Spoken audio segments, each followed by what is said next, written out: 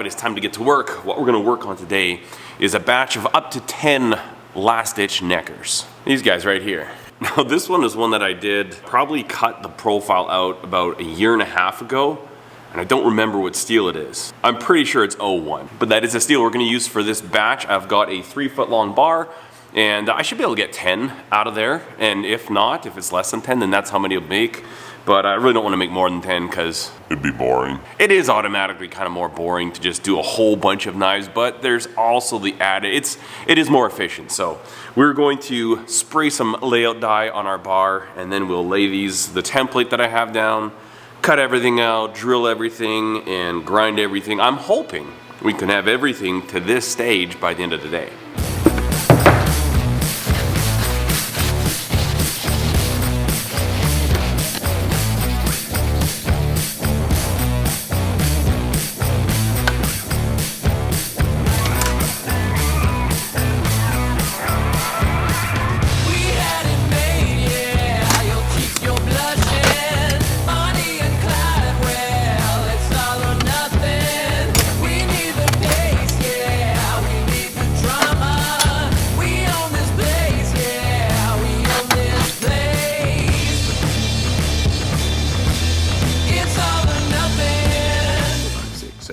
Eight, 9, 10.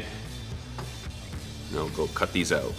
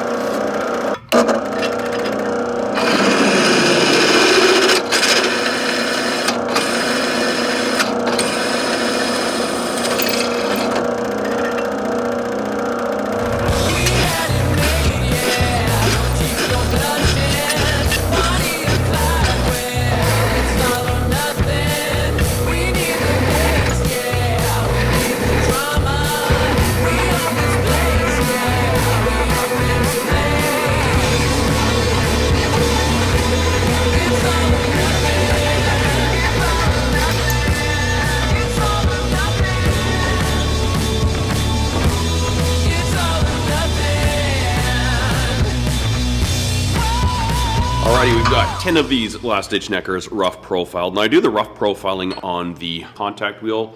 I just find the belts last a little bit longer. What I'm gonna do now is I'll go ahead and countersink all these holes, and then I will true everything up. And what I kind of do is true it up to the holes just to make sure everything's concentric. And for that, we'll be using the flat platen sideways, and that'll make sure that everything is square, because what I do is I work to the line that we had marked out, but because this is lower on the contact platen, The bottom is actually a little wider than the top, so we still have extra material to take down to true up to it, but because of contact wheels like this is pretty much to size, but this bottom is a little bit wider. So we'll go ahead and countersink these, and then we'll profile them up, and then the last thing we'll do is we'll take the small contact wheel and we'll come in here and clean up this little finger groove.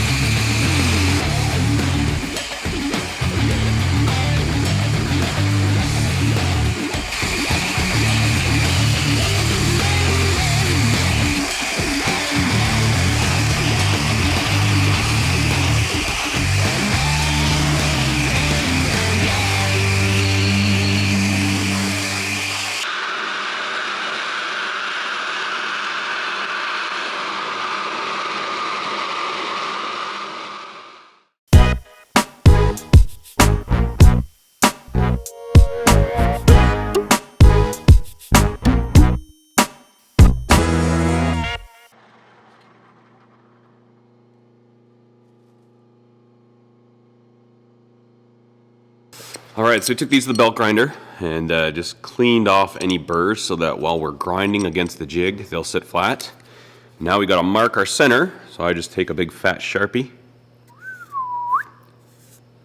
like that, and then I've got the little center marking jig.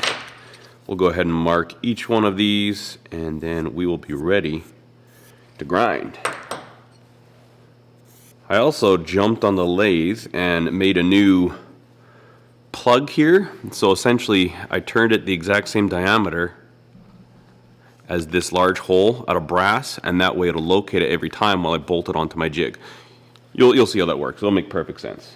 So one question I get asked a lot is, how do I know how high to set this jig? And basically what I do is I just put Sharpie on the back, on the spine, and I do a couple test swipes. And then when I'm happy with it, let me see, is that the... I'll kind of just lock it in. I'm going to come up just a little bit. Don't want to grind quite that thin before heat treat. Yeah, and then once I get roughly where I would like to grind to, whether it's pre or post heat treat, I can just lock it in and then mark them all out.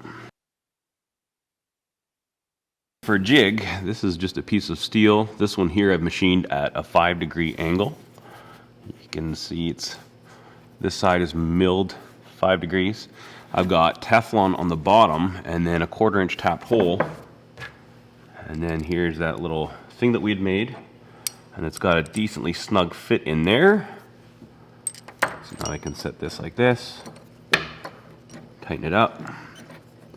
And obviously a key, hold this down, push down on that. And we are ready to go, and it will bring this plunge at a nice angle about like that. And then I can flip it over, always referencing off of that hole. Now I don't actually ever mark where I'm going to grind to, where my plunge line is going to be. That line coming here. I usually just kind of eyeball it, and then wherever I end up with the first one, I'll just slowly bring the second one to match. That's that little transition there. So this jig works pretty good for that, and I don't find it necessary to like mark out exactly where I want to go. I just eyeball every single one of them, and I think that's about the fastest way to do it. So let's grind some bevels.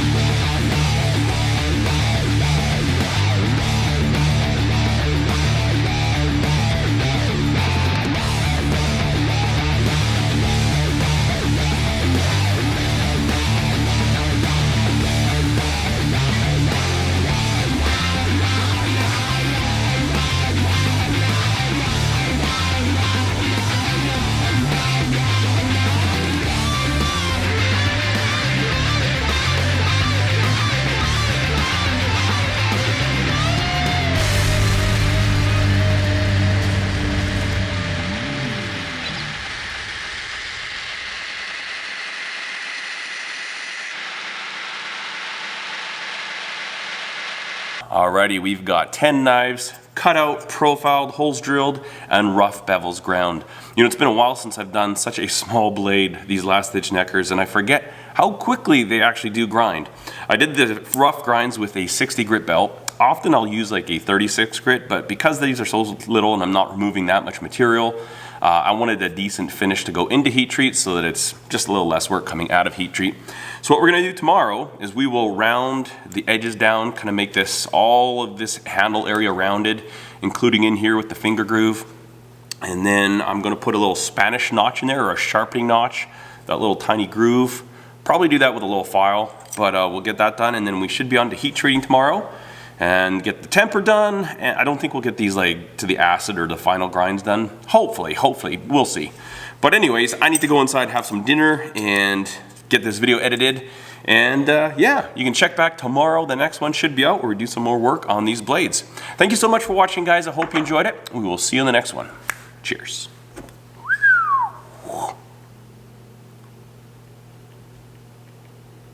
It's just something makes you happy about a whole bunch of blades.